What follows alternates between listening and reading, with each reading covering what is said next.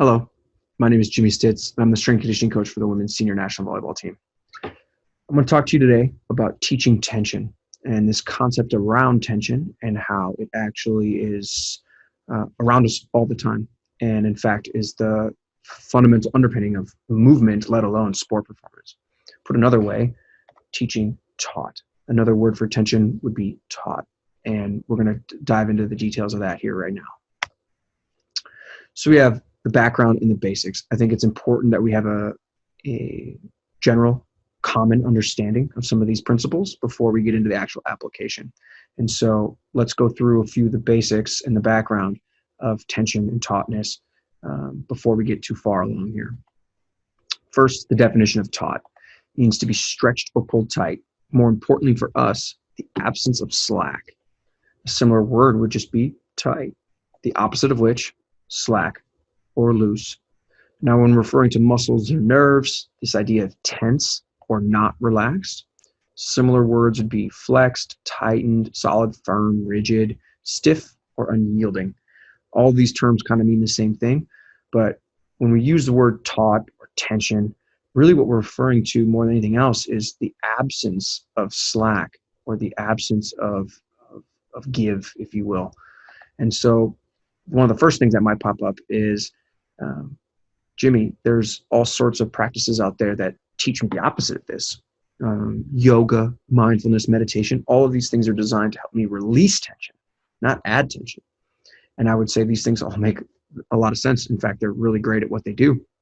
As an avid meditator myself, I know and understand the importance of releasing tension. But as a strength conditioning professional and somebody who understands human movement and sport performance, what I really understand is that tension is necessary. Strategic tension is even better. Applying it appropriately is the name of the game. And so really what it is about balance. Having balance is really the more important concept than anything else. Understanding both ends of the spectrum and how to apply them is what gives us our power. So I want to introduce you to this gentleman here. His name is Scott Solly. He's an Olympic-style weightlifting coach, very successful, based out of the state of Minnesota.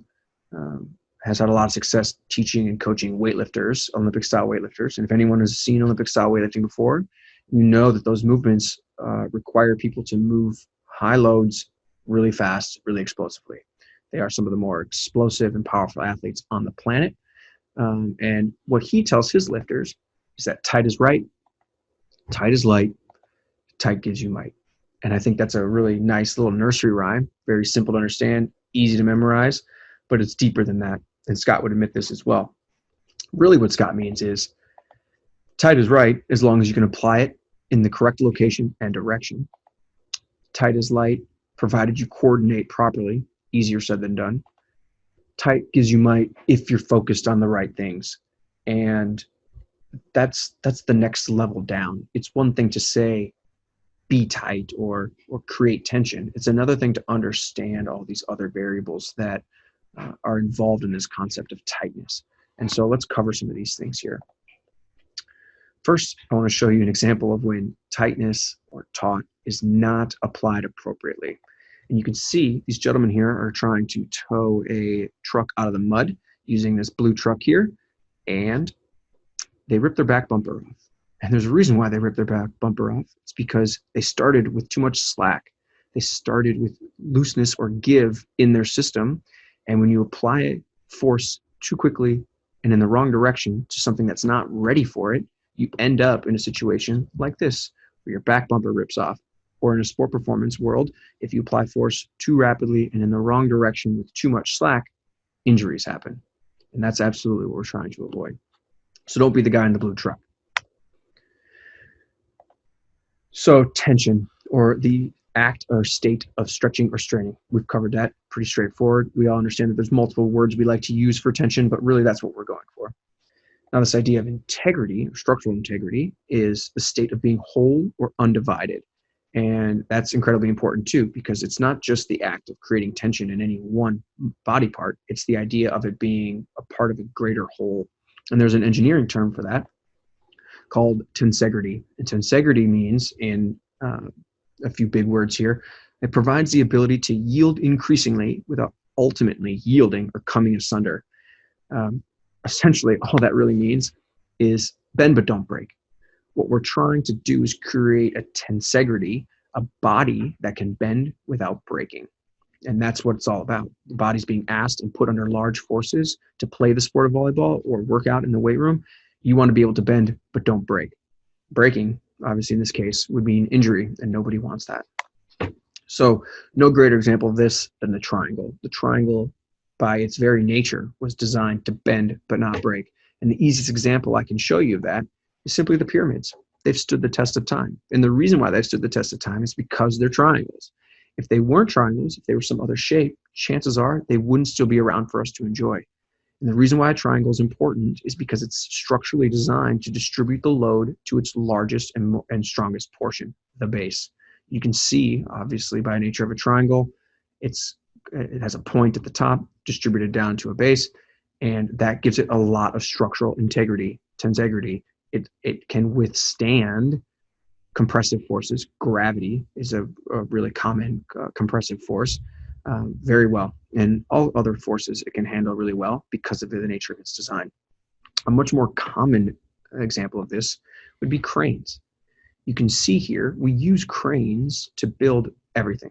Bridges, roads, buildings, all sorts of structures are designed and utilized through, designed and built through the use of cranes. And if you look closely at these cranes, what you really see is it's a whole bunch of triangles put together in this shape of a crane.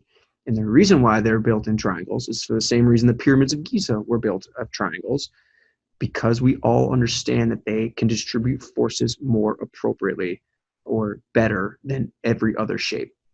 And that's incredibly important. We'll explain why later.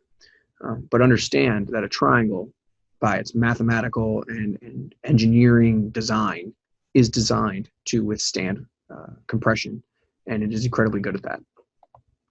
Now let's cover a quick set of terms to make sure we're all on the same page as we make our way through this. I want to make sure when I say something, we all understand what I'm talking about. So muscle contraction, there's three types. The first is a concentric muscle action. That's to shorten or bring closer. You have an eccentric muscle contraction to lengthen or move away, or an isometric muscle contraction where there's no movement occurring. So if you think about the two ends of anything being brought closer together, that's a concentric muscle action. The two ends of something being pulled apart, that's an eccentric muscle action.